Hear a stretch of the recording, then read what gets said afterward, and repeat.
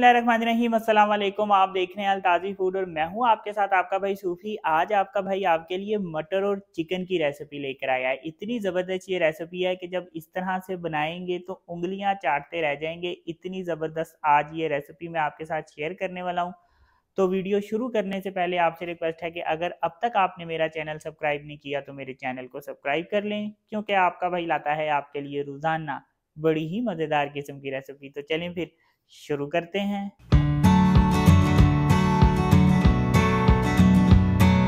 जो रेसिपी मैं आपके साथ शेयर करने वाला हूँ, 3 पाव मेरे पास चिकन है और 3 पाव मटरों के दाने हैं। तो इसके लिए यहाँ पे मैं 2 चम्मच ऑयल ले लूँगा। आप अगर क्वांटिटी में ज़रा ज़्यादा बना रहे हैं तो फिर ऑयल ज़्यादा लेंगे, अगर क्वांटिटी में कम बना रहे हैं तो फिर आप ऑयल कम कर देंगे। अब यहाँ पे मेरे पास 2 दरमियाने साइज़ के प्याज हैं और इसको देखें मैंने बारीक बारीक काटा है। ये प्याज मैं इस ऑयल में डाल दूंगा।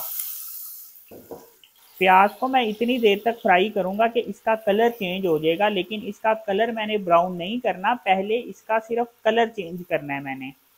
ये देखें यहाँ पे प्याज का कलर चेंज हो गया। इसको मैंने तकरीबन 1 मिनट तक फ्राई किया है तो प्याज का कलर चेंज हो गया, लेकिन ये ब्राउन नहीं हुए। अब यहाँ पे मेरे पास 2 टेबलस्पून लहसुन अदरक का पेस्ट है, ये इसमें डाल दूंगा।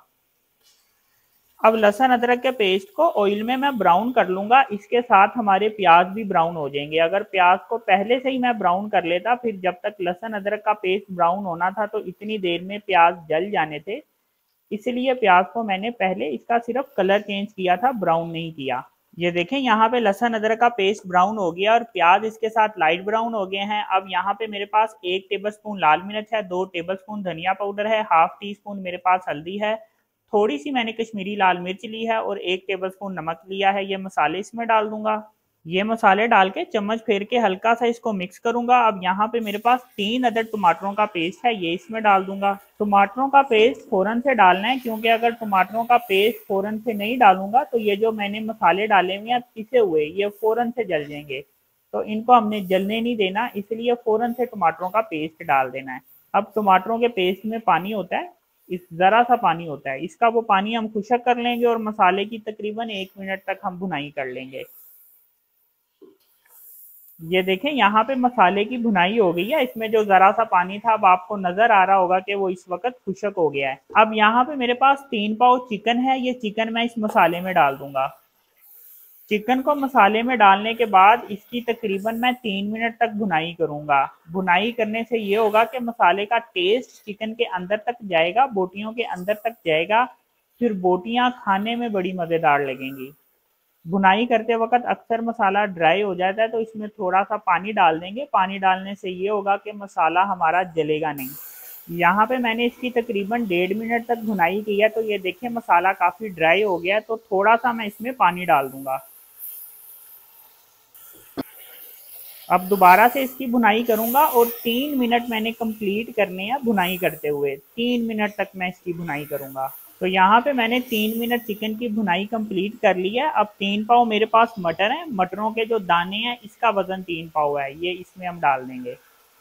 मटर डालने के बाद मैं इसकी 1 मिनट तक भुनाई करूंगा, ज़्यादा नहीं, सिर्फ 1 मिनट तक भुनाई करूंगा मटर डालने के बाद। मटर की अगर मैं ज़्यादा भुनाई कर लूँगा तो क्या होगा कि ये अकड़ जाएंगे और फिर इसका टेस्ट ख़राब हो जाएगा, इसलिए मटर की सिर्फ हम 1 मिनट तक भुनाई करेंगे। तो मटर डालने के बाद भी मैंने इसकी 1 मिनट तक भुनाई कर ली है। अब चिकन को और मटर को टेंडर करना है, गलाना है, तो इसके लिए मैं इसमें पानी डाल दूंगा।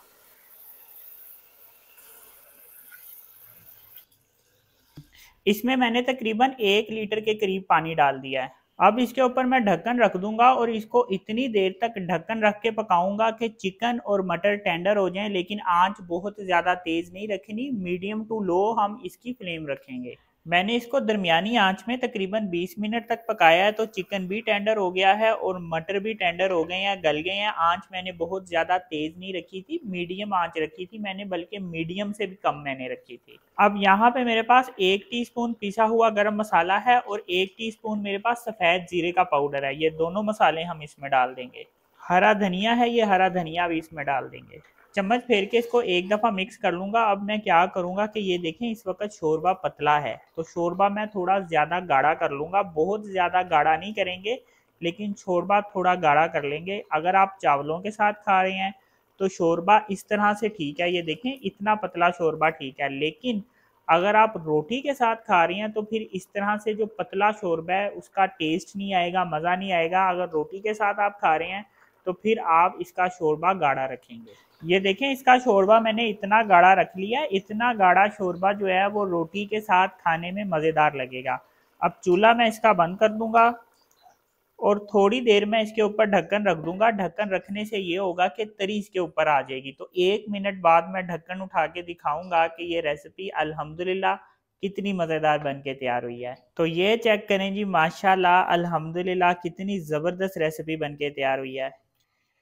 ये देखें जी, माशाल्लाह कैसी ज़बरदस्त रेसिपी बनी है। ये इसका आप शोरबा देखें कितना ज़बरदस्त बन के तैयार हुआ है। ये रेसिपी आप खमीरी रोटी के साथ, नान के साथ खाएंगे तो बहुत ही ज़्यादा मज़ा आएगा। ये चेक करें जी, माशाल्लाह।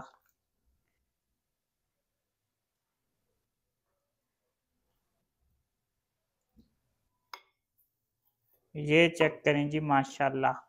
तो ये देखें जी, माशाल्लाह अल्हम्दुलिल्लाह रेसिपी की फाइनल लुक देखें कितनी ज़बरदस्त बन के तैयार हुई है। तो मटर चिकन की ये रेसिपी एक दफ़ा ज़रूर बना के ट्राई करें। तो अगर आपको ये मेरी वीडियो पसंद आई तो मेरी वीडियो को लाइक करें और मेरे चैनल को सब्सक्राइब करें और मेरे टिकटॉक अकाउंट को फॉलो कर लें। अपना ख्याल रखें, दुआओं में याद रखें। अपने भाई को इजाज़त दीजिए। फिर मिलेंगे एक नई और मज़ेदार रेसिपी के साथ। अल्लाह हाफिज़।